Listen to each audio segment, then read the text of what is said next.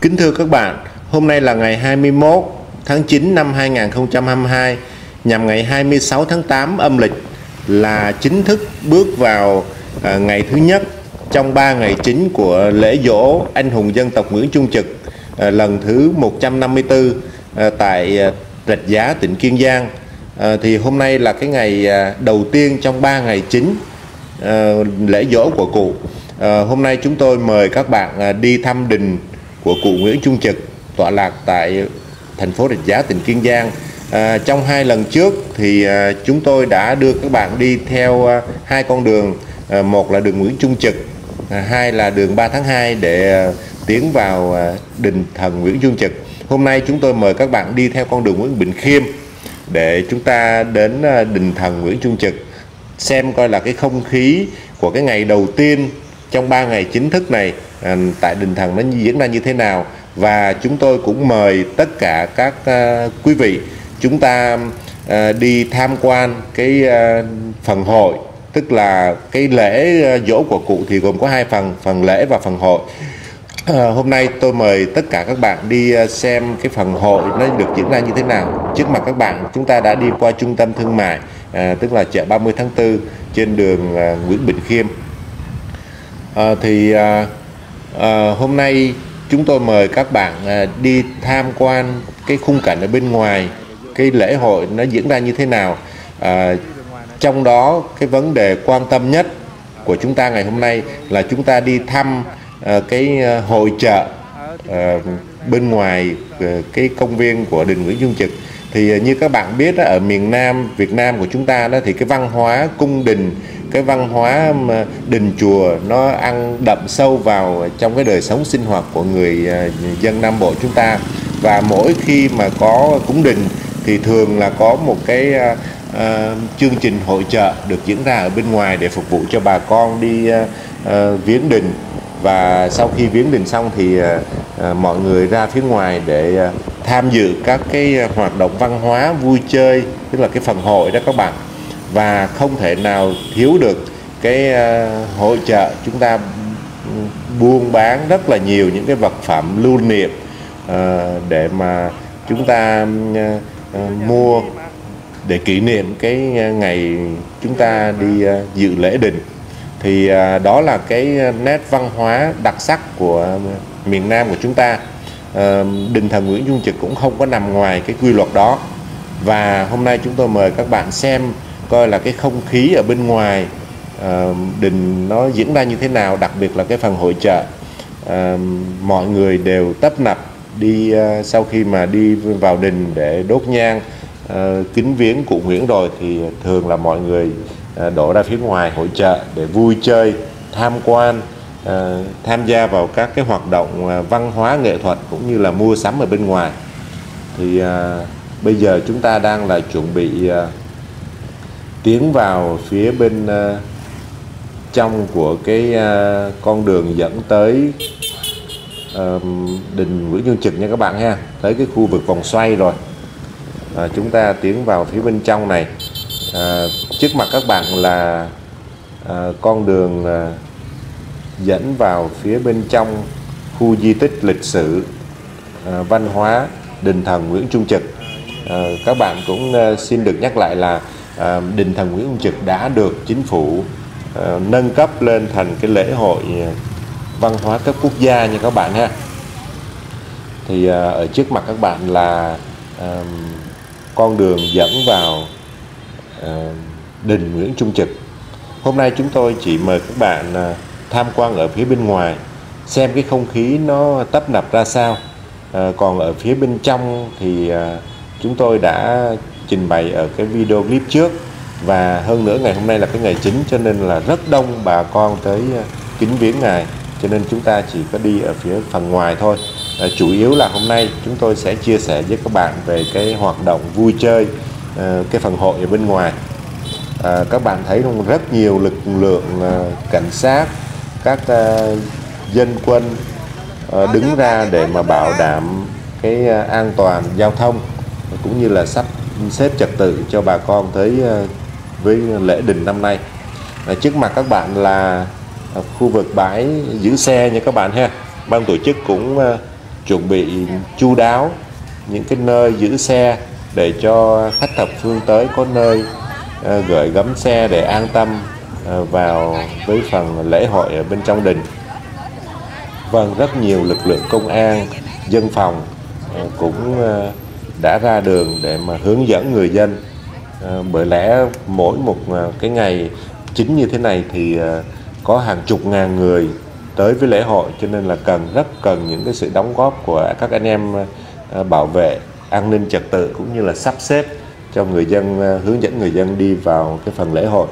Trước mặt các bạn là cái bến để mà thả hoa đăng nha các bạn ha, cầu cho quốc thái dân an. Thì cái phần hội mà thả hoa đăng này đó thì sẽ được diễn ra vào tối ngày 22, tức là tối ngày mai, thì sẽ có một cái lễ hội thả hoa đăng rất là sặc sỡ, rất là lung linh vào buổi tối ngày mai. Thì nếu không có gì thay đổi thì chúng tôi sẽ quay lại để gửi tới các bạn. Khi mà các bạn không có điều kiện đến với lễ hội thì chúng ta có thể xem qua màn hình. Trước mặt các bạn là dòng sông Kiên đi ngang qua khu vực đình Nguyễn Trung Trực. Vâng, mời các bạn xem cái dòng sông rất là thơ mộng. Nếu mà để so sánh thì chúng ta có thể so sánh với dòng sông Thêm hay là sông Sen của Pháp chẳng hạn các bạn.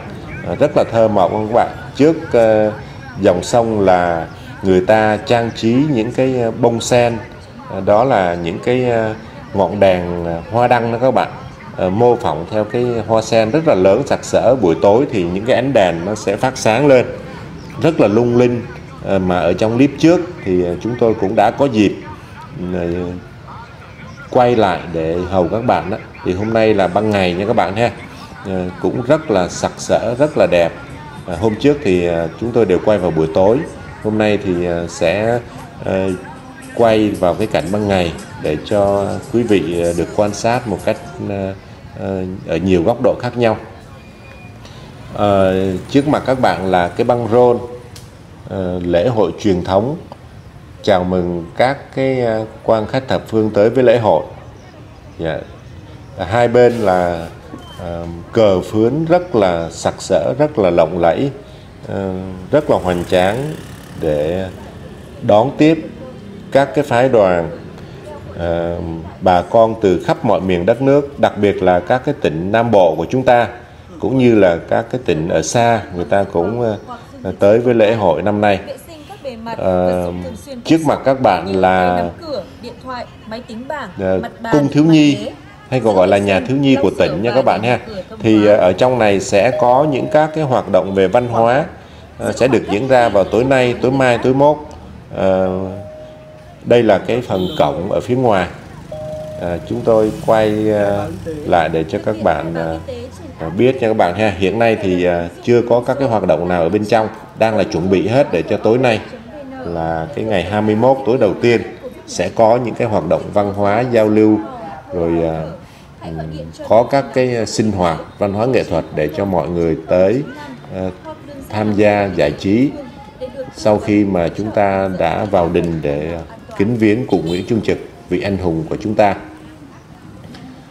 Trước mặt các bạn là con đường dẫn vào đình Nguyễn Trung Trực, một vị anh hùng dân tộc đã có công đánh giặc Pháp và là một người đại hiếu. Vì chữ hiếu mà ngài phải ra nộp mình cho giặc Pháp. Vâng, đó là một cái tấm gương anh hùng để cho hậu thế chúng ta noi theo. Người dân Kiên Giang và các cái tỉnh đồng bằng Nam Bộ rất là tự hào vì có một vị anh hùng của dân tộc, đặc biệt là của tỉnh Kiên Giang của chúng ta. Ngài đã hy sinh chính trên mảnh đất này, để lại cho bao nhiêu thế hệ sau niềm tiếc thương và lòng kính trọng. Các bạn đang là quan sát thấy đây là Ủy ban Nhân dân tỉnh Kiên Giang. Trước đây là dinh tỉnh trưởng của chính phủ Việt Nam Cộng Hòa nha các bạn ha. Vì lý do ở đây khu vực không được quay cho nên là không được ghi hình, cho nên chúng tôi không có quay quan sát kỹ cho các bạn được. Trước mặt các bạn là cái cổng chính để vào trong đình nha các bạn nha. Đã tới cổng chính rồi, các bạn thấy rất là đông người, chật kín hết các cái đường đi lối lại.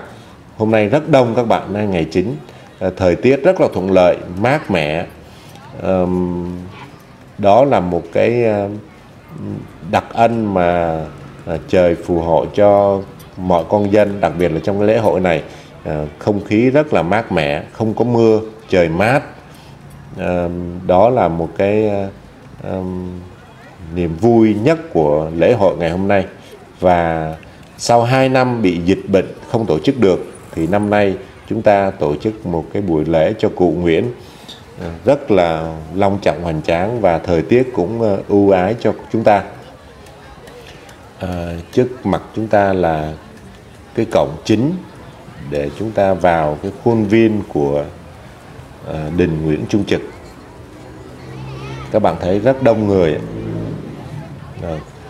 Đây là những cái người đã đi trước rồi, họ đã vô đình, họ dâng hương rồi, và bây giờ họ đi ra để cho những người khác đi vào. Mà quý vị thấy là mới có khoảng 10 giờ sáng thôi mà rất đông đồng bào đã tới với lễ hội.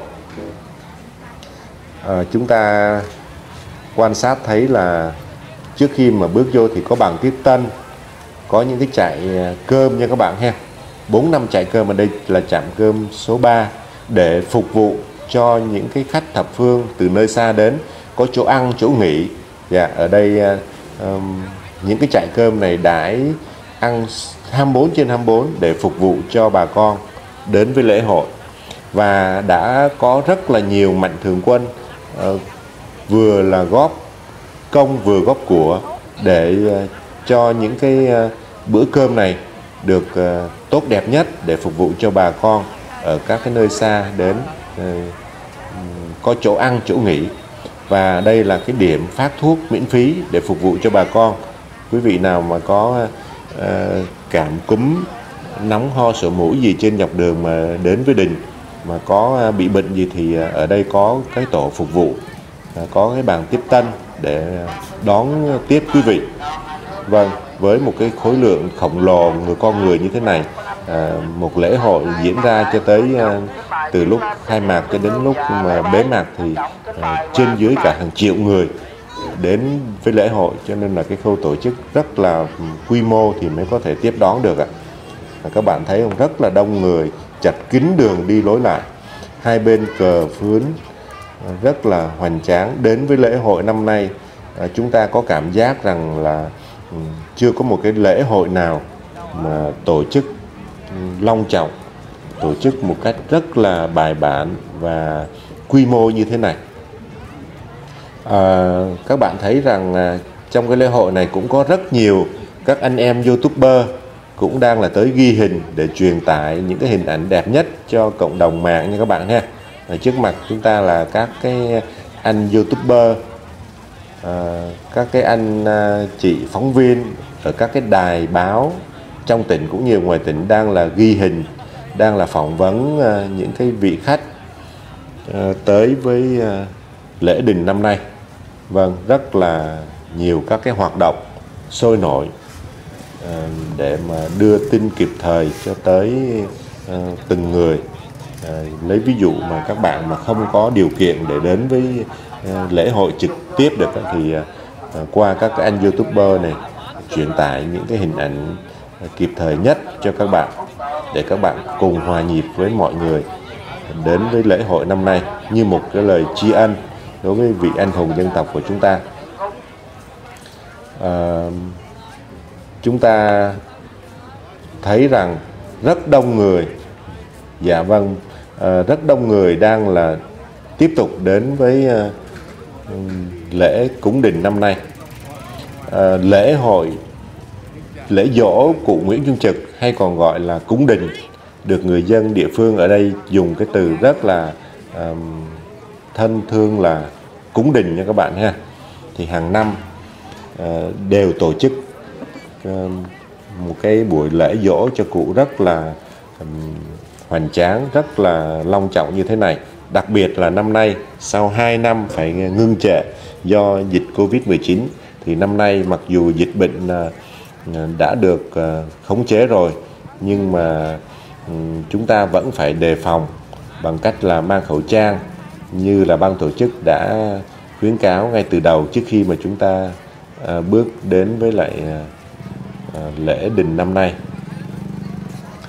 Vâng, trước mặt các bạn là cổng chính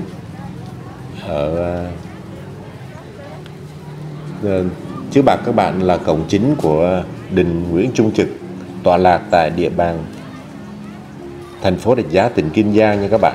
Đây là cổng chính. Rất là đông người đang là đến với lễ đình năm nay. Vâng, đây là một cái cổng rất là đẹp nha các bạn ha. Những cái hoa văn theo cái lối cung đình cổ kính tạo lên những cái vẻ uy nghiêm của ngôi đình này. Và ngôi đình này đã được chính phủ nâng lên là cái di tích lịch sử quốc gia các bạn. Đó là một niềm tự hào cho người dân Kiên Giang cũng như là người dân cả nước. Vâng, chính điện là tượng cụ Nguyễn đang là được rất là nhiều người dân tới dâng hương cho Ngài. Vâng, ai cũng thành kính để dâng lên cho Ngài những cái nén nhang tượng trưng cho tấm lòng của con dân Việt Nam đối với vị anh hùng đã hy sinh một đời cho dân tộc này, và là một tấm gương về lòng hiếu thảo đối với cha mẹ mà Ngài đã thực thi. Khi mà giặc Pháp bắt mẹ Ngài thì vì chữ hiếu mà Ngài đã phải ra để nộp mình cho giặc Pháp. Vâng, cũng mái đình, một cái lối kiến trúc đặc thù của đình chùa Nam Bộ nha các bạn ha. Rồi mời các bạn chúng ta bước qua cái cầu đi bộ này để chúng ta qua cái phần chính mà tôi muốn truyền tải đến các bạn là cái phần hội chợ ngày hôm nay nha các bạn ha. Cái phần hội, cái văn hóa đặc trưng của đình Nam Bộ là khi mà có lễ đình chùa đó thì thường là phải có một cái phần hội chợ ở bên ngoài để phục vụ cho bà con.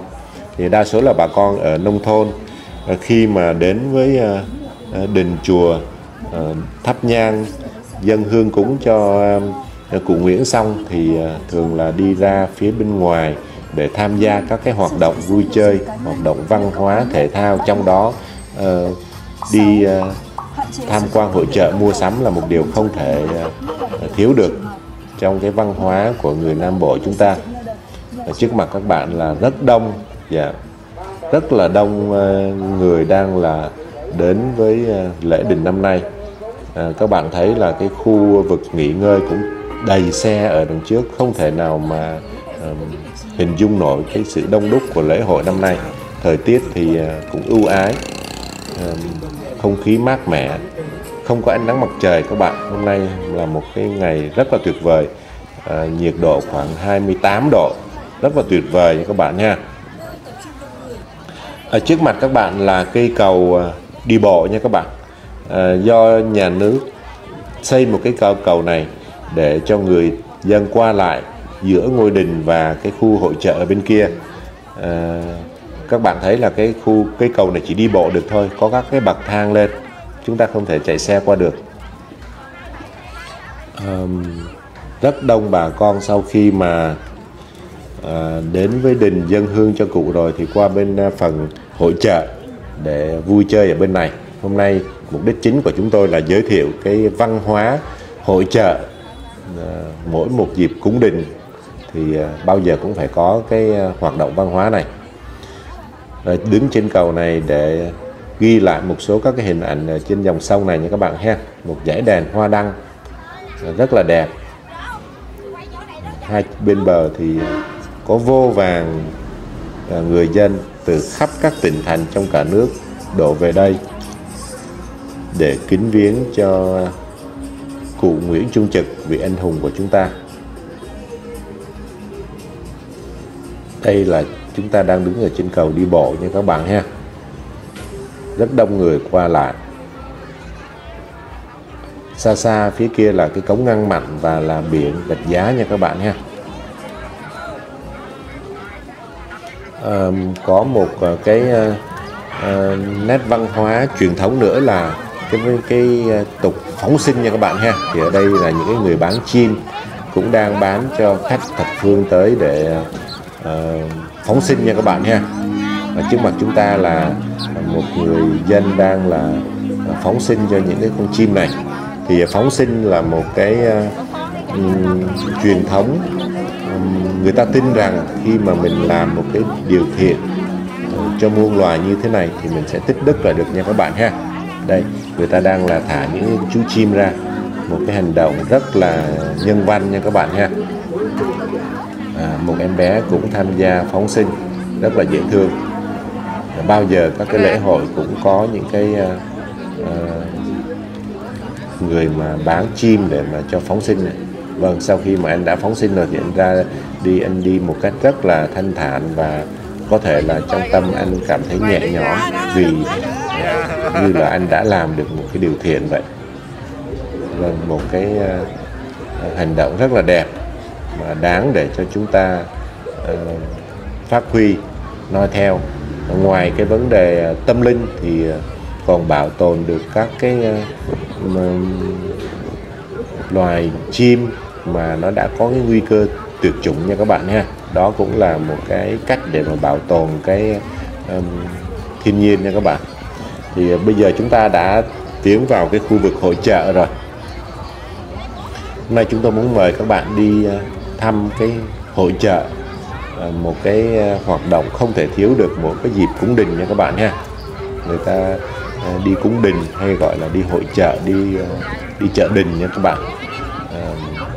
Miền Nam của chúng ta thì không thể nào thiếu được các cái hội chợ đi kèm theo các cái dịp cúng đình nha các bạn ha. Mời các bạn xem, quan sát hết một vòng. Một cái khu vực rất rộng lớn nha các bạn. Tôi ước độ là khoảng trên một cái diện tích trên dưới 10.000 mét vuông nữa các bạn. Khoảng là rất là rộng lớn. Thì ban tổ chức dành cho những cái người mà tham gia trưng bày hội chợ rồi mua bán các cái vật phẩm lưu niệm, tập trung vào đây để cho người dân sau khi mà lễ đình xong thì ra đây để vui chơi mua sắm. Các bạn thấy không? Ở trong này nữa, chúng tôi không có vô trong phía trong, nhưng mà các bạn thấy không? Ở bên trong rất là rộng lớn nha các bạn ha.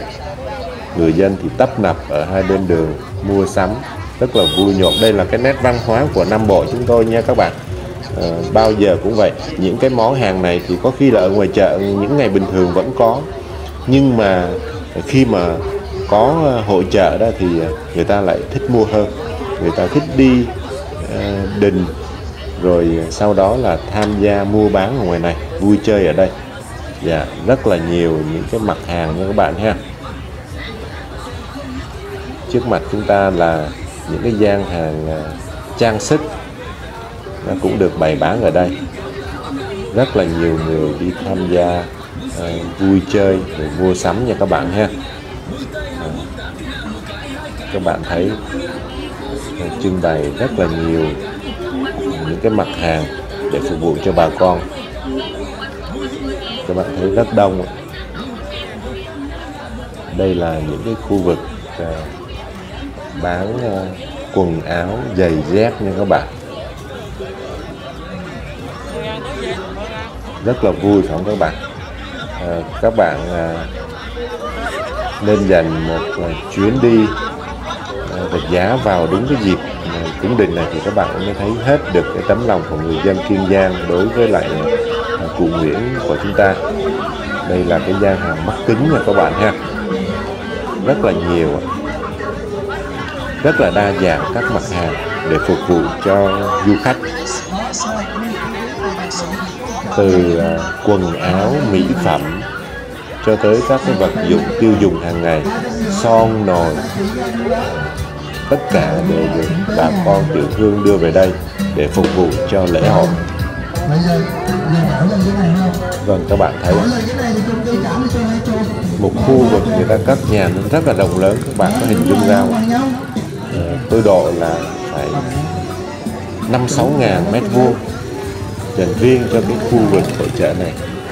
Chưa kể là ở hai bên hành lang của các cái gia đình sống khu vực lân cận này nữa, thì cái diện tích của nó còn lớn lên rất nhiều lần.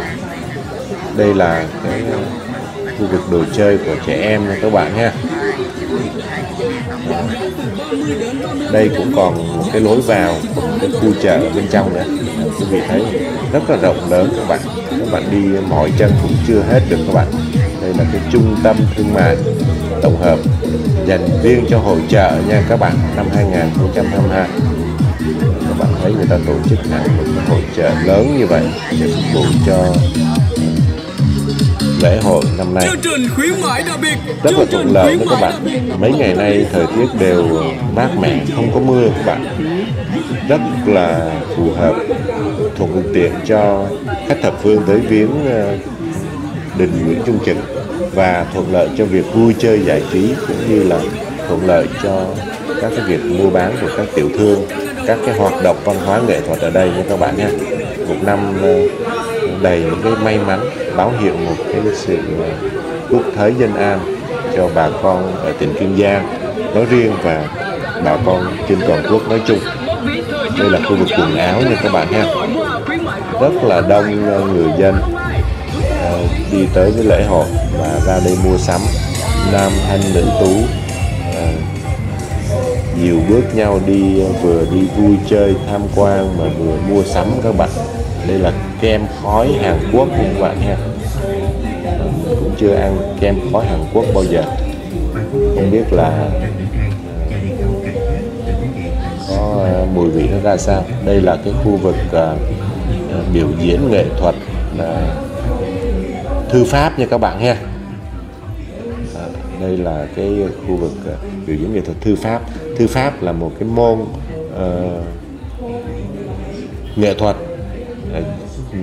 dùng cái tiếng Việt của mình để mô phỏng lại cái chữ Hán thời xưa nha các bạn ha.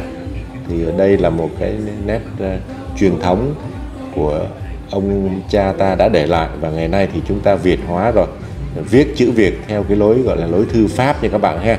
Trước mặt chúng ta là một ông đồ bận áo rồi đeo khăn đóng giống như là ông đồ ngày xưa, để mà làm sống lại một nền văn hóa đã từng nổi tiếng ở Việt Nam chúng ta trước khi có chữ quốc ngữ nha các bạn ha. Các bạn thấy ông đồ đang là vẽ những cái nét vẽ rất là phượng múa rồng bay nha các bạn ha. Thì mời các bạn xem ông đồ đang là vẽ ở đây.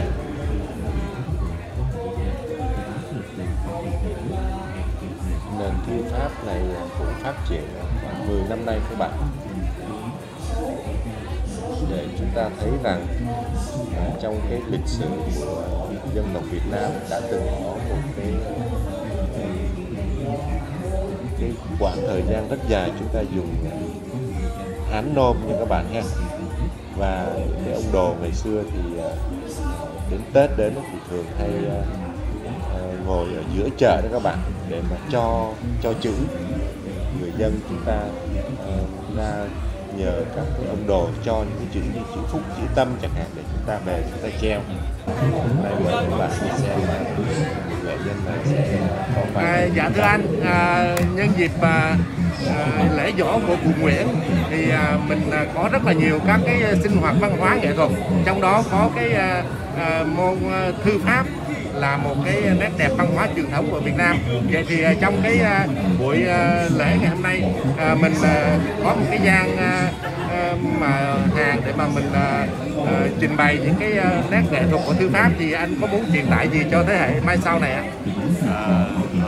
Hôm nay là ngày lễ giỗ lần thứ 154 của anh hùng dân tộc Nguyễn Trung Trực, thì Hội Văn học Nghệ thuật tỉnh Kiên Giang có điều động câu lạc bộ thư pháp Đông Hồ trực thuộc của Hội Dân học tỉnh Kiên Giang đến để phục vụ cho bà con viết tặng chữ để tôn vinh cái nét văn hóa truyền thống của dân tộc ta để lại từ mấy trăm năm nay.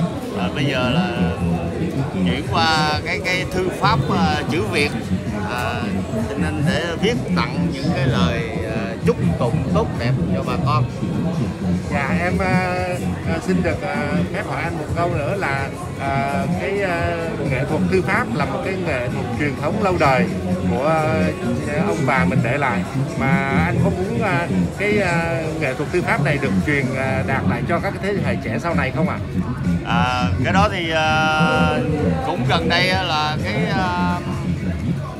phong trào thư pháp nó đã dấy lên đã trong toàn quốc, và riêng tỉnh Kiên Giang thì cũng câu lạc bộ được thành lập được 7 năm rồi, thì cũng truyền bá và dạy cho các những người yêu thích bộ môn viết chữ đẹp thư pháp, thì cũng có dạy cho cái thế hệ mai sau, chẳng hạn như những người yêu thích, người già, người trẻ, học sinh, sinh viên, thì gần đây cũng đã có mở lớp dạy miễn phí cho những người đam mê thư pháp đó.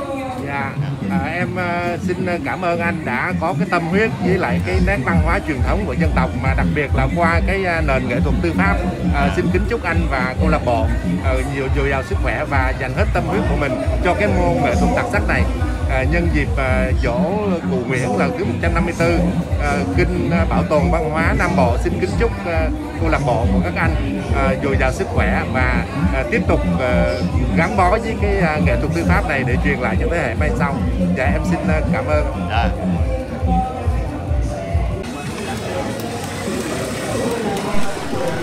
Bây giờ mời các bạn đi tiếp với chúng tôi qua những cái gian hàng kế cận ở đây. Đây là cái khu du lịch Kiên Giang. Các cái anh em ở các cái báo đài khác cũng đang là ghi hình ở cái gian hàng của khu du lịch Kiên Giang nha các bạn ha. Rất là nhiều các cái hoạt động đưa tin cũng liên tục được cập nhật để đem đến cho cộng đồng những cái thông tin mới nhất, liên tục nhất về lễ hội năm nay. Đây là cái gian hàng bánh kẹo các bạn nha. Mời các bạn đi với chúng tôi, còn rất nhiều. Chúng tôi chỉ đi một vài cái gian hàng tiêu biểu thôi để cho quý vị thấy được cái quy mô của cái lễ hội năm nay. Đây là khu vực các cái trò chơi nha các bạn, trò chơi ném bóng nè, rồi đây là các cái loại gối, gấu, thú nè, rất là nhiều nha các bạn ha. Người dân thì đang là tấp nập đi lại trên cái con đường này để vui chơi, mua sắm. Đây là cái khu trò chơi có thưởng nha các bạn ha. Cái gian hàng vui chơi mà lại có thưởng nữa để phục vụ cho khách thập phương. Rất là nhiều những cái gian hàng trò chơi cũng đều tụ tập ở đây. Đây là khu vực bán nhang nha các bạn ha. Xin mời. Xin chào em. Nhân dịp lễ dỗ Cụ Nguyễn 154 thì hàng năm em có tham gia cái hội chợ của lễ đình Cụ Nguyễn không ạ? Dạ, năm nào cũng có đi hết trơn á anh.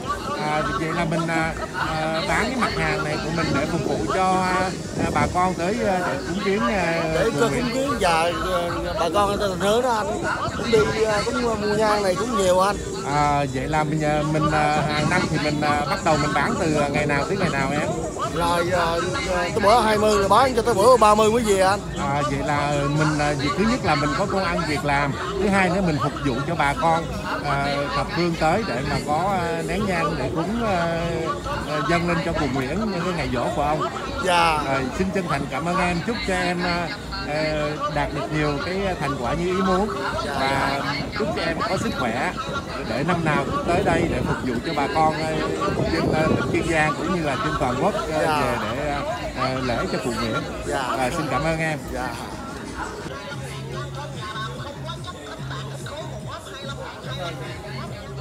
Em nói luôn ạ. Mời các bạn đi tiếp nha các bạn ha. Còn rất là nhiều các bạn, chúng ta không thể nào đi hết được trong một cái phóng sự này. Chỉ có ghi lại những cái hình ảnh, những cái gian hàng tiêu biểu thôi, để cho quý vị thấy rằng cái văn hóa Nam Bộ của chúng ta, mỗi một cái dịp mà có lễ đình thì không thể thiếu được cái hội chợ đi kèm theo nha các bạn ha. Mọi người dân đều hồ hởi, nôn nao mong tới cái ngày lễ đình để mà đi viếng cụ Nguyễn, rồi sau đó là đi mua sắm nha các bạn ha. Các bạn thấy không? Rất là nhiều những cái gian hàng sặc sỡ, đủ các cái loại hàng hóa rất là nhiều nha các bạn ha. Rất là đa dạng các cái loại hàng hóa để phục vụ cho khách du lịch cũng như là bà con tới viếng đình nha các bạn ha.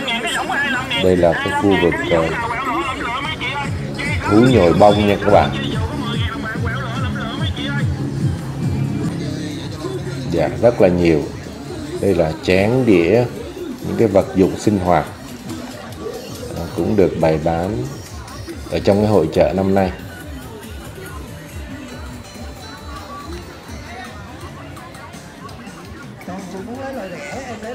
Bà con đi tham quan, đi vui chơi và sau đó mua sắm, ai cũng có đầy hàng hóa ở trên tay, và để về với cái niềm vui trên gương mặt ai cũng thấy hạnh phúc khi mà đi đến với lễ đình nha các bạn. Đây là những cái thực phẩm nha các bạn ha, bánh kẹo. Dân những cái dãy này là gian hàng các cái loại bánh kẹo nha các bạn. Rất là đa dạng, rất là phong phú các cái loại mặt hàng hóa. Ở đây còn một dãy nữa hun hút ở bên trong, nhưng mà thôi chúng ta không có thời gian để chúng ta đi hết được nha các bạn ha. Chỉ có những cái gian hàng tiêu biểu thôi. Quần áo may sẵn rất là nhiều nha các bạn. Mọi người đang là hồ hởi đi đến với lại lễ hội cũng như là đi đến với hội chợ năm nay.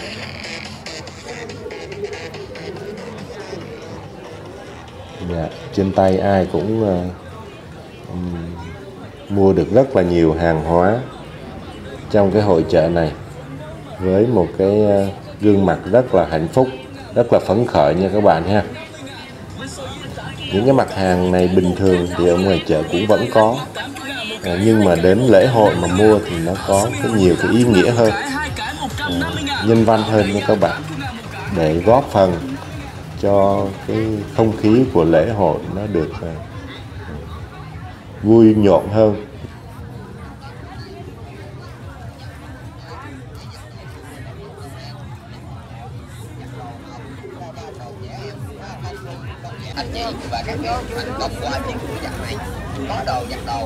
Năm nay đi đình vậy là mình cho cả nhà đi hả?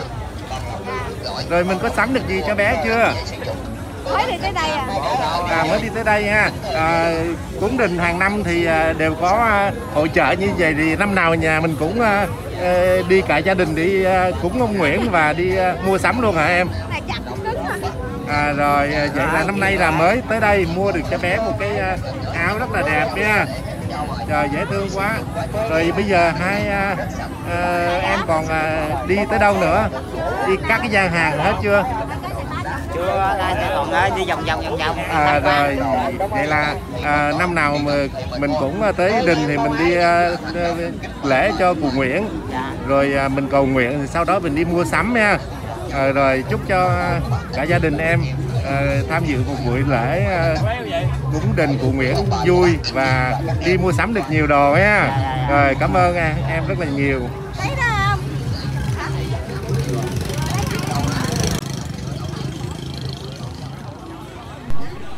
Đó là những cái hoạt động văn hóa, văn học, nghệ thuật, các cái hoạt động mua bán ở hội chợ năm nay các bạn thấy là rất là hoành tráng, rất là nhộn nhịp.